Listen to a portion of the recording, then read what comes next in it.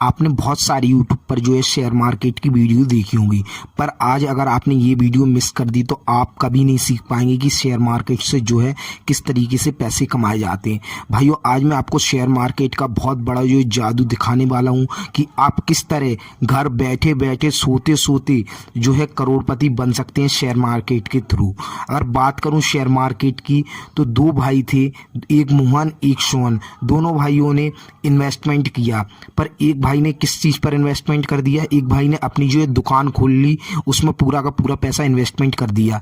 पर जो सोहन था वो बहुत दिमागदार था, उसने क्या किया, उसने उस समय जो SBI का शेयर था वो 16 रुपए का था, तो उसने क्या किया, उसने ये सोचा कि क्यों ना मैं 1000 SBI के शेयर लेके डाल दूं। तो उसने 1000 जो SBI के शेयर लेकर डाल दिए। उस समय जो कितना था, 16 रुपीज़। तो उस समय की बात करूं तो सोहन के पास एक भी रुपया नहीं बचा था बिजनेस करने के लिए। फिर उसने क्या किया, उसने सोचा कि चलिए मैं अब जॉब कर लेता हूं, जब तक मेरे शेयर की प्राइस बढ़ती है तब तक मैं जॉब करूंगा। उसने, उसके भाई था, उसने जो अपना बिजनेस ओपन किया था वो अपना बिजनेस चला रहा था। अगर बात करूं कुछ दिनों बाद जब उसके भाई ने उससे बोला, भाई तूने पूरे इन्वेस्टमेंट शेयर में क्यों कर दिया, तो उसने अपने भाई से बोला, भाई मैं लाइफ में बस एक बार देखना चाहता हूं कि शेयर मार्केट कहां तक मुझको जो है ले जाना चाहता है, तो इसीलिए मैंने जो है अपना पूरा पैसा शेयर मार्केट में इन्वेस्ट कर दिया।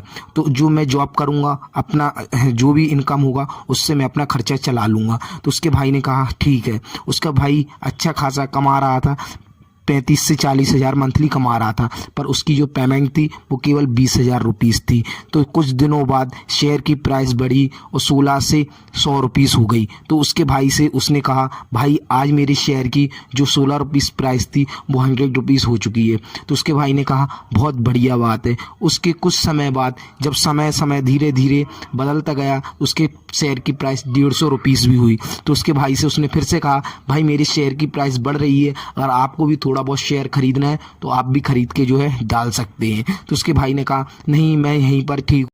अब सोहन की जो सैलरी थी वो बढ़ चुकी थी, उसकी सैलरी जो है 30,000 रुपीज़ हो चुकी थी। उसने सोचा क्यों ना अब मैं पैसे से और पैसा बना सकूं, तो उसने एक SIP जो स्टार्ट कर दी। उसको मालूम था अभी जो मैं 20 साल तक जो है जॉब करूंगा, तो उसने 20 साल के लिए एक SIP स्टार्ट करी जो कि 15,000 रुपये की SIP थी, जो कि बहुत लंबे समय तक चलने वाली थी। और जो उसके शेयर थे उसकी प्राइस भी बढ़ के 500 कुछ रुपीज़ तब तक पहुँच चुकी थी। जो SIP 20 साल तक थी, 20 साल बाद जो टोटल SIP की रिटर्न उसको 15% से मिलने वाला था, वो उसका जो है 2,27,00,000 के समथिंग पहुंच गया था, जिससे कि सोहन को आज की दुनिया में पैसे कमाने की कोई ज़रूरत नहीं थी। उसके पास पर्याप्त पैसा था।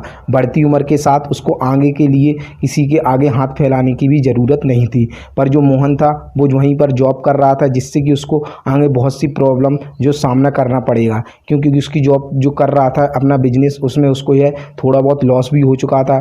और जो लॉस के कारण उसके पास अब कोई भी पैसा नहीं बचा था जिससे कि वो आगे कोई बिजनेस में इन्वेस्टमेंट कर ले। इसलिए भाइयों, आपको जो भी आप इनकम करते हो उसका 10% आपको इन्वेस्ट का ज़रूर करना है।